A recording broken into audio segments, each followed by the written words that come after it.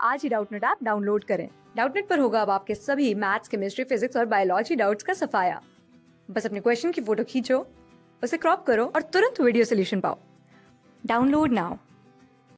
Hello guys, इस question में हमें एसिडिक स्ट्रेंथ फाइंड आउट करनी है। कौन कौन से कंपाउंड्स दिए हुए हैं।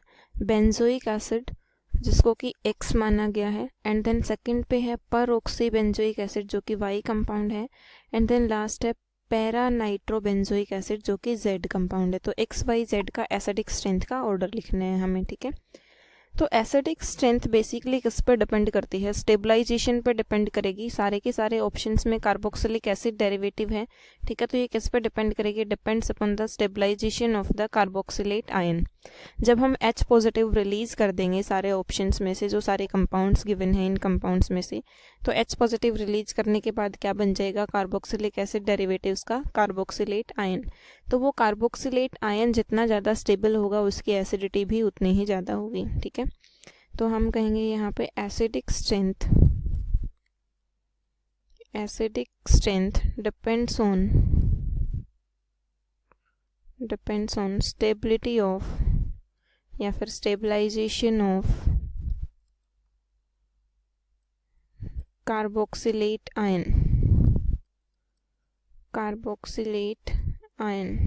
आफ्टर रिमूवल ऑफ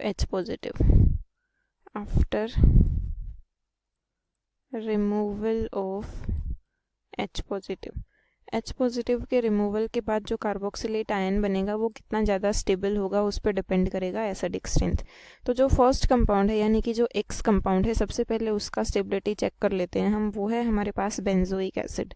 तो बेंजोइक एसिड की अगर मैं स्ट्रक्चर ड्रॉ करते हूँ तो देखिए बेंजीन रिंग के साथ COOH होगा, COOH। ये बॉन्डिंग इस तरीके से शो कर दी है मैंने। अब यहाँ से अगर हम H पॉजिटिव रिलीज करते हैं तो H पॉजिटिव जब यहाँ से रिलीज करोगे तो O पे क्या आएगा, नेगेटिव चार्ज। O पे नेगेटिव चार्ज आएगा तो इस कंपाउंड की स्ट्रक्चर कुछ इस तरीके से हो जाएगी इस स्टेप में, रिमूवल के बाद C double bond O negative. अब ये जो स्पीसीज फॉर्म हुई है ये रेजोनेंटली स्टेबलाइज्ड है, ठीक है। तो हम कहेंगे ये जो स्ट्रक्चर है ये रेजोनेंटली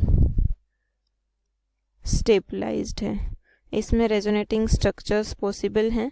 किस तरीके से रेजोनेटिंग स्ट्रक्चर्स पॉसिबल हैं यहाँ पे वो हम देख सकते हैं। यहाँ पे ये ऑक्सीजन के पास इलेक्ट्रॉन है तो ये COO नेगेटिव इलेक्ट्रॉन डेफिशिएंट हो गई है, तो ये यहाँ से इलेक्ट्रॉन गेन करेगा। डबल बॉन्ड के इलेक्ट्रॉन इधर शिफ्ट होंगे तो मतलब ये रिंग से इलेक्ट्रॉन डेंसिटी गेन करेगा। यहाँ पे आएगा positive charge and then further ये वाले इलेक्ट्रॉन्स का डेलोकलाइजेशन होगा, मतलब कॉन्जुगेशन होगा। तो ये रेजोनेंटली स्टेबलाइज्ड है, ठीक है। सेकंड की अगर हम बात करते हैं, ये था हमारे पास X कंपाउंड। अब अगर मैं Y कंपाउंड की बात करते हूँ तो Y कंपाउंड जो है हमारे पास वो है पर ऑक्सी बेंजोइक एसिड। तो सबसे पहले पर ऑक्सी बेंजोइक एसिड की अगर मैं स्ट्रक्चर ड्रॉ करती हूँ तो पर ऑक्सी बेंजोइक एसिड की स्ट्रक्चर होगी, ये है C डबल बॉन्ड OOH, ठीक है। पर ऑक्सी में 3 ऑक्सीजन एटम्स होते हैं। पर ऑक्सी बेंजोइक एसिड हो गया ये बेंजीन रिंग के साथ। तो अगर यहाँ से मैं H पॉजिटिव रिलीज करती हूँ तो H पॉजिटिव यहाँ से रिलीज हो जाएगा, लेकिन उसके बाद भी इसमें कोई कॉन्जुगेशन नहीं होगा, या फिर हम कहेंगे जो स्पीसीज बनी है, जो कार्बोक्सिलेट आयन बना है वो रेजोनेंसली स्टेबलाइज नहीं होगा। तो इसकी स्ट्रक्चर होगी, ये है हमारे पास compound C double bond O negative, लेकिन यहाँ पे कोई भी रेजोनेंस पॉसिबल नहीं है तो हम लिखेंगे यहाँ पे नो रेजोनेंस। अगर यहाँ पे रेजोनेंस नहीं है तो इसका मतलब ये स्पीसीज क्या होगी, लीस्ट एसिडिक, क्योंकि ये लीस्ट स्टेबल है, ठीक है। Z में जो कंपाउंड गिवन है वो हमें गिवन है पैरा नाइट्रो बेंजोइक एसिड। तो पैरा नाइट्रो बेंजोइक एसिड की अगर मैं स्ट्रक्चर लिखती हूँ तो ये है बेंजीन रिंग, इसके पास यहाँ पे COOH ग्रुप जुड़ा हुआ है, इसकी पैरा पोजीशन पे नाइट्रो ग्रुप जुड़ा हुआ है, ठीक है। तो ये जो नाइट्रो ग्रुप है ये इलेक्ट्रॉन विड्रॉइंग ग्रुप है। अगर यहाँ से मैं H पॉजिटिव रिलीज करती हूँ तो ये कार्बोक्सिलेट आयन बन जाएगा यहाँ पे O नेगेटिव, लेकिन ये NO2 जो है वो इलेक्ट्रॉन विड्रॉइंग ग्रुप है। तो ये ऑक्सीजन डबल बॉन्ड के इलेक्ट्रॉन ऑक्सीजन पे शिफ्ट होंगे और इस डबल बॉन्ड बेंजीन रिंग से ये इलेक्ट्रॉन डेंसिटी एक्सेप्ट करेगा, और ये जो स्ट्रक्चर बनेगी हमारे पास यहाँ पे वो रेजोनेंटली स्टेबलाइज्ड बनेगी, ठीक है।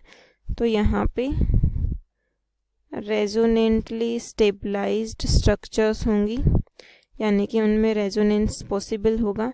और ये जो रेजोनेंस है ये मोर रेजोनेटिंग स्ट्रक्चर्स बनेंगे यहाँ पे, मोर रेजोनेटिंग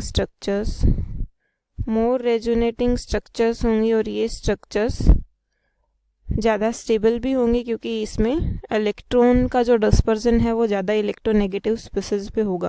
तो सबसे ज़्यादा एसिडिक कौन होगा? मोर रेजोनेटिंग स्ट्रक्चर होंगी तो मोर एसिडिक भी यही होगा क्योंकि मोर स्टेबल ये होगा, मोर स्टेबल ये वाली स्पीसीज होगी। और जो मोर स्टेबल होती है वो क्या होती है हमारे पास? More acidic species.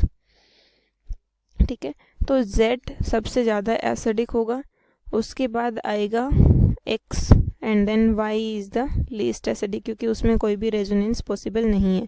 तो कौन सा ऑप्शन करेक्ट हो जाएगा? देखते हैं कौन से ऑप्शन में ये वाला ऑर्डर है। Y लीस्ट एसिडिक सिर्फ एक ही ऑप्शन में है, that is C। So C is the correct answer. Thank you. Class 6 से 12 से लेके नीट, IIT, JEE मेंस और एडवांस के लेवल तक 10 मिलियन से ज्यादा स्टूडेंट्स का भरोसा।